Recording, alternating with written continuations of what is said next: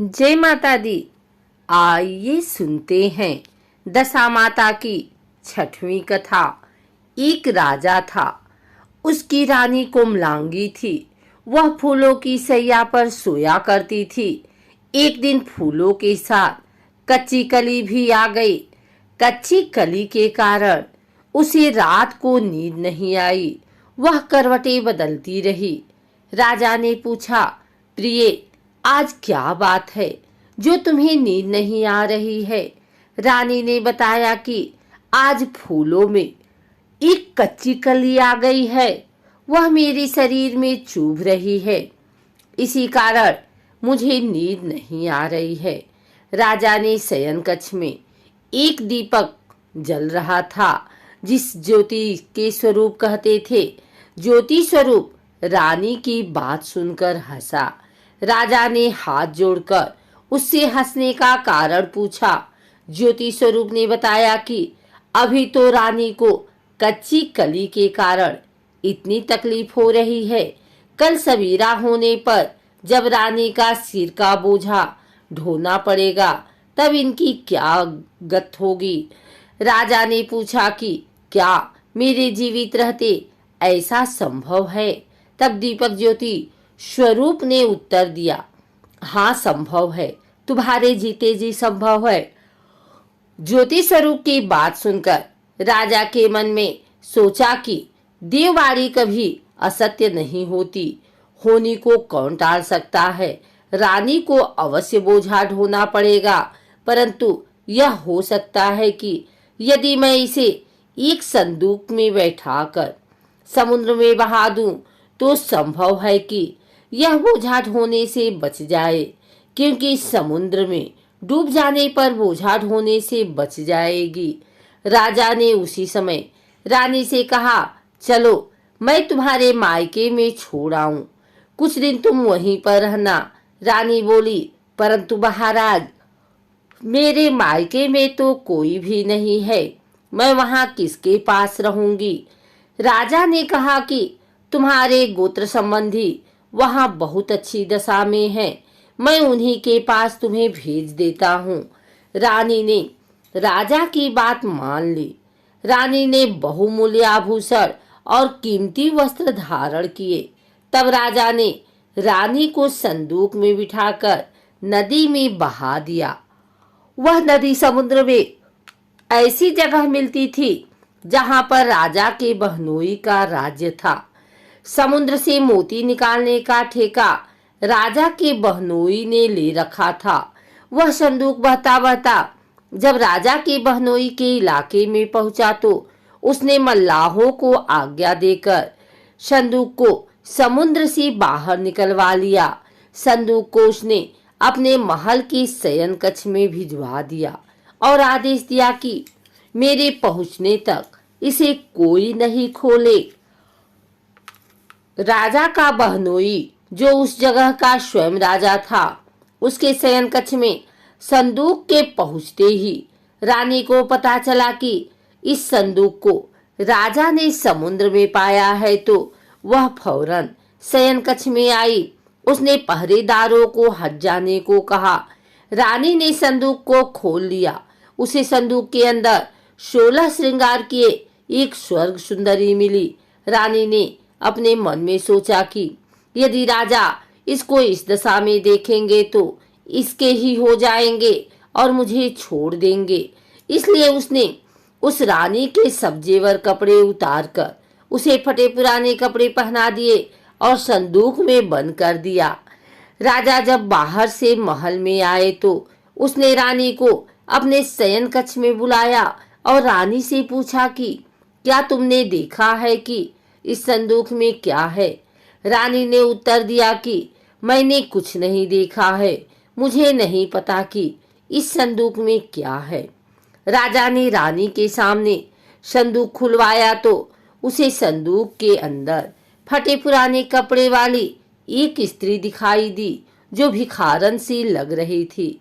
रानी ने कहा, यह कोई भिखारन लग रही है, इसको कारखाने में भिजवा दिया जाए, वह लकड़ी ढोकर अपना जीवन निर्वाह करती रहेगी। राजा ने रानी के कहे अनुसार उसे कारखाने में भिजवा दिया। एक दिन रानी की सहेलियां नदी में स्नान करके दशामाता का डोरा ले रही थी। उनके पास एक डोरा रह गया था। वे यह सोच रही थी कि इस डोरे को किसे दिया जाए कि उसी समय लकड़ी ढोने वाली रानी वहां आ गई। उन्होंने उसे रोककर पूछा, बहन, हमारे साथ दशामाता का एक डोरा ले लो। रानी ने कहा कि मुझे डोरा लेने में कोई हर्ज नहीं है, परंतु मुझे तो खाने भर को नहीं मिलता। मैं इस डोरे की पूजा कैसे करूंगी? वे बोली कि तुम इस बात की चिंता मत करो, हम हर रोज इस जगह स्नान करने आया करेंगी। 9 दिन तक हम यहाँ पर कथा कहेंगी। तुम भी रोज आकर कथा में शामिल हो जाया करना। 10वें दिन पूजा होगी, तब दशा माता चाहेंगी तो तुम्हारी दशा बदल जाएगी। रानी ने दशा माता का ध्यान कर डोरा ले लिया। उसी दिन रानी के पति राजा को यह चिंता हुई कि रानी को संदूक में मैं बंद करके बहा तो दिया था, परंतु पता नहीं उसका क्या हाल होगा। उसकी खोज खबर लेने के लिए राजा एक नौका पर बैठकर नदी की यात्रा करता हुआ अपने बहनोई के यहाँ पहुंचा। संध्या के समय वह अपनी बहन से बोला, मेरे हाथ पैरों में बहुत दर्द हो रहा है, किसी दबाने वाले को बुलाओ। तब उसकी बहन ने लकड़ी धोने वाली भिखारिन को बुलाकर लाने की आज्ञा दी। उसे कहा, आज रात तुम मेरे भाई के पैर दबा दो। वह बड़े संकोच में पड़ गई। अपने मन में सोचने लगी, आज तक मैंने किसी पुरुष को छुआ तक नहीं।